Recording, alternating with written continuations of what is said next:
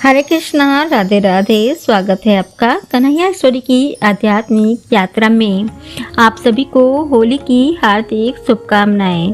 आज इस वीडियो में हम राधा कृष्ण जी की होली की एक पौराणिक कथा सुनेंगे, जिसमें एक सच्चे भक्त के इत्र से राधा कृष्ण ने खेली होली। आइए जानते हैं।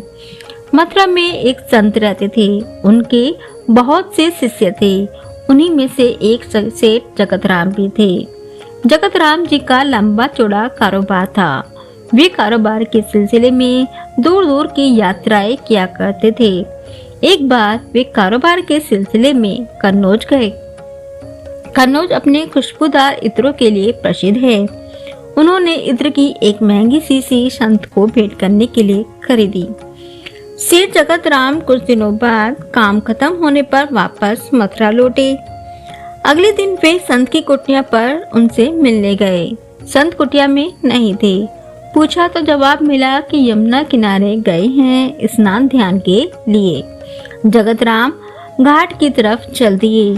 देखा कि संत घुटने भर पानी में खड़े यमुना नदी में कुछ देख रहे हैं और मुस्कुरा रहे हैं। तेज चाल से वे संत के नजदीक पहुँचे। प्रणाम करके बोले, आपके लिए कन्नौज से इत्र की शीशी लाया हूँ। संत ने कहा, लाओ दो। सेठ जगत राम ने इत्र की शीशी संत के हाथों में दे दी। संत ने तुरंत वह शीशी खोली और सारा इत्र यमुना में डाल दिया और मुस्कुराने लगे। जगत राम यह दृश्य देखकर उदास हो गए और सोचा, एक बार भी इत्र इस्तेमाल नहीं किया, सूंघा भी नहीं और पूरा इत्र यमुना में डाल दिया। वे कुछ न बोले और उदास मन घर वापस लौट गए।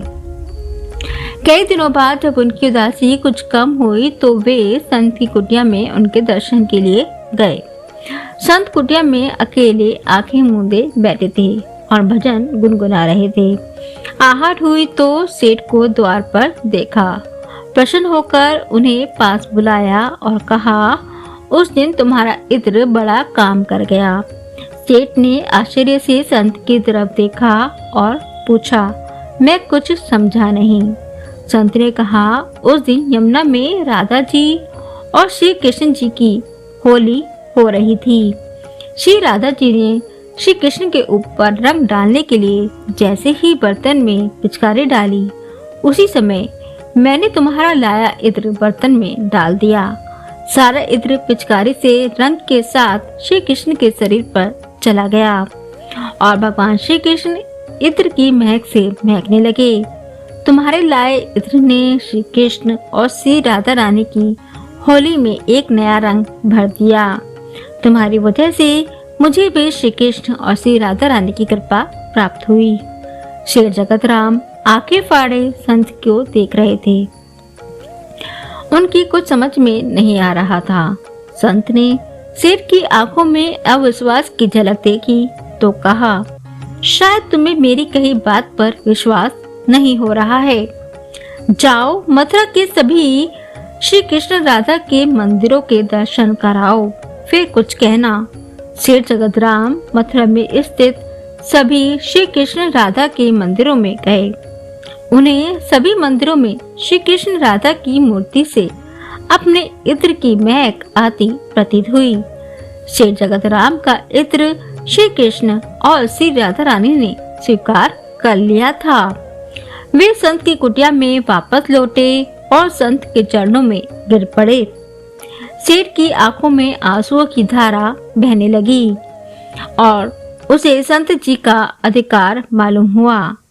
संत की आंखें भी प्रभु श्री कृष्ण की याद में गीली हो गई।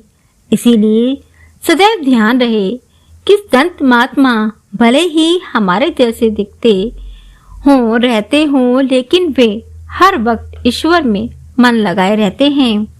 हम जैसों के लिए यह अधिकार तब प्राप्त होगा जब हमारी भक्ति बढ़े, नाम सिमरन बढ़े। तो ये थी कहानी एक सच्चे संत की, जिनकी कृपा से एक सेठ के इत्र को श्री राधा कृष्ण जी ने स्वीकार किया और उनकी होली में सेठ जी का इत्र भी महकने लगा।